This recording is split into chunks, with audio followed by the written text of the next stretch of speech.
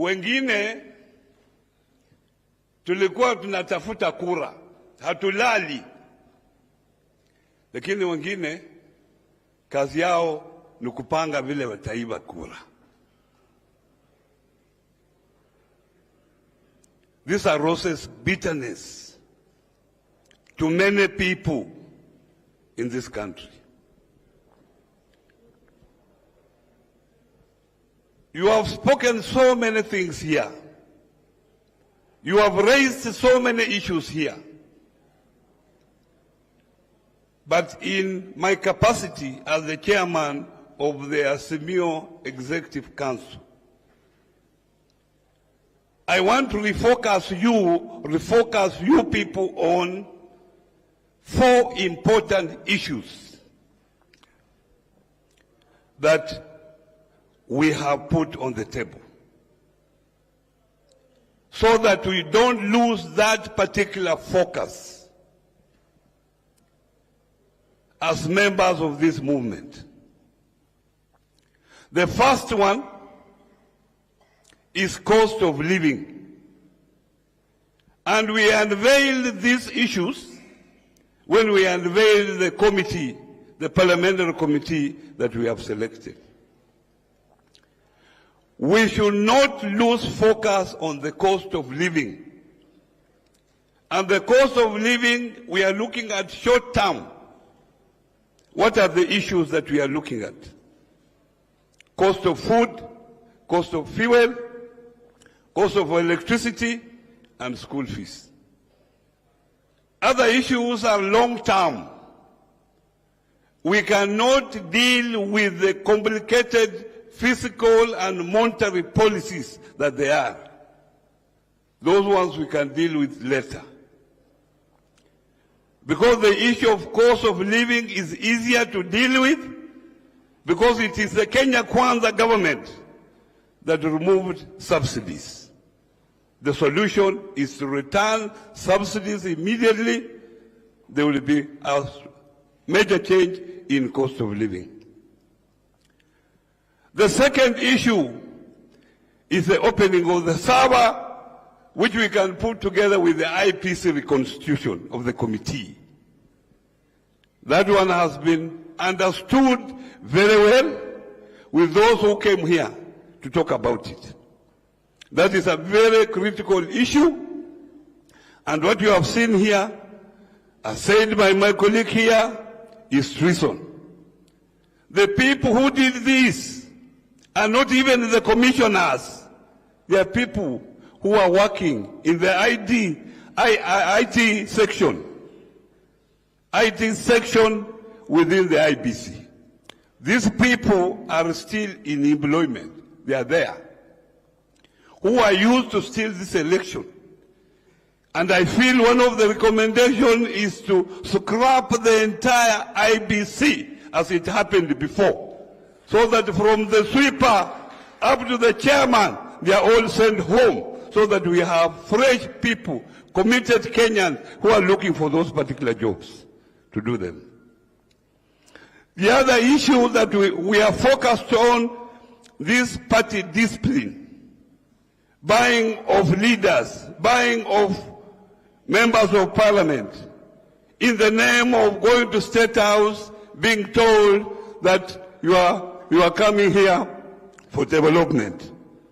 You know very well there is devolution, money is going to counties, monies are going to constituencies in the name of CDF to help in development. What other development are you going to State House to get, these members of parliament? We cannot build democracy in this country, sustain it, if members of parliament are being bought day and night in the name of development. That is the third issue. The last issue is the exclusion of other communities from civil service employment. You have seen what is happening. Even you, the youth, because that time, wakati ule, nyinyi vijana ndio mlikuwa mnasema hasula, hasula, hasula. Muniambie wakati huu, how many youth have been employed in, all these people have been employed. From the CSS, from the PSS, and from the CASS. And even those who have been appointed as members of the boards, chairmen of the boards, telling me how many hustlers are there. That is an issue, because this country belongs to all of us, and we must be included, because all of us pay taxes. So we must be included in that. Those are the 4 critical issues that we are focusing on. But other issues might arise, and we shall look at them as they arise. The other day in Kimaliza, I met one of them, and he was telling me, he was asking me, how is the financier? How is your financier? I said, who is this financier? At Uhuru Kenyatta. Nikasema, when we go for this mass action, do we pay the people who come there? Do we transport people who come there? Do we transport them? It is only the address system. You mean these people cannot afford an address system? Do we finance those ladies who pour water on us when there is tear gas? We use that water to wipe our eyes. Do we pay them? So which finances is here?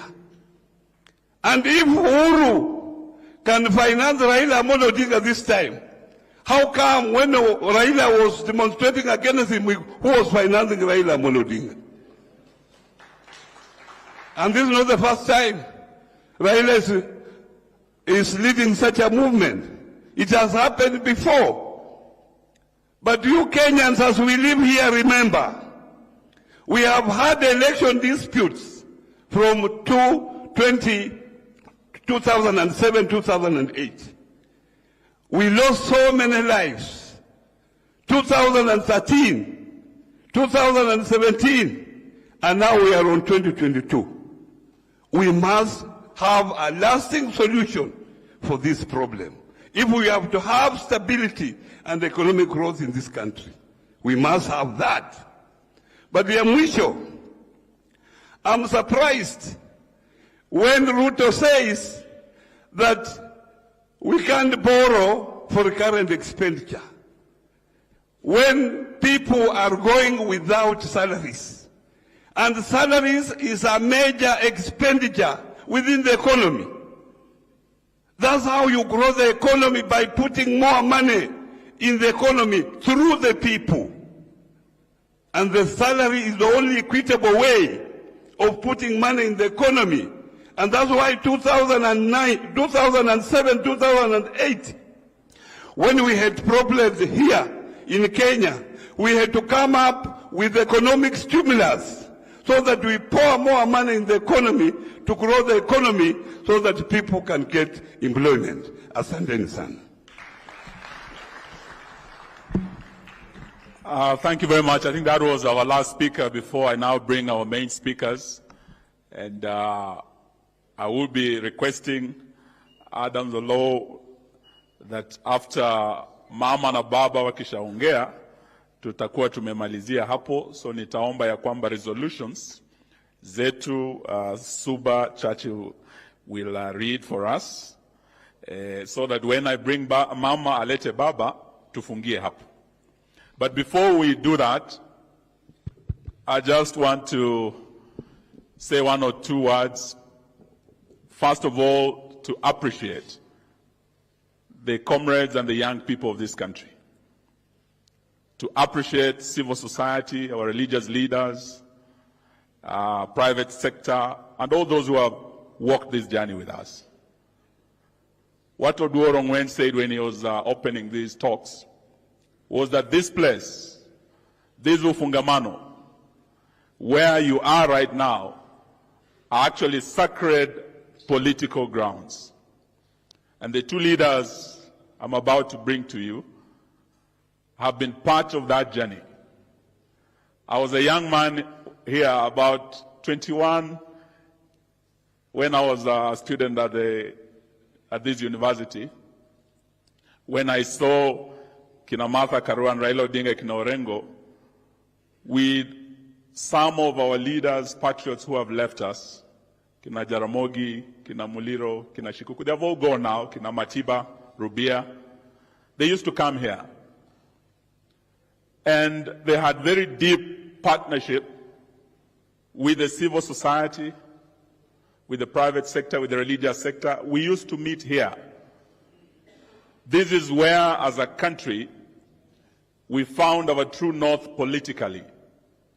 When we wanted to find our bearings, our compass was right here. This is where we came to chart the course and the way forward. And therefore, I want to thank the organizers of this particular meeting and to thank civil society, because this war cannot be won without you.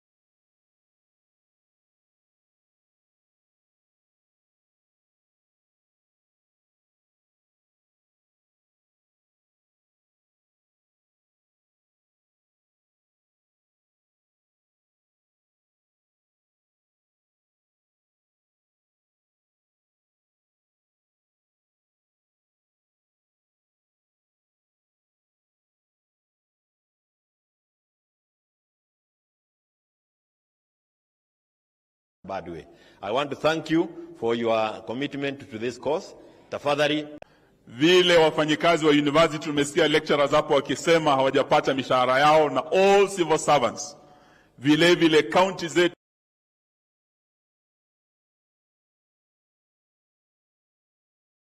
One of the issues you have raised here ni kwamba Kenya Kwanza haitambui ugatuzi on without you.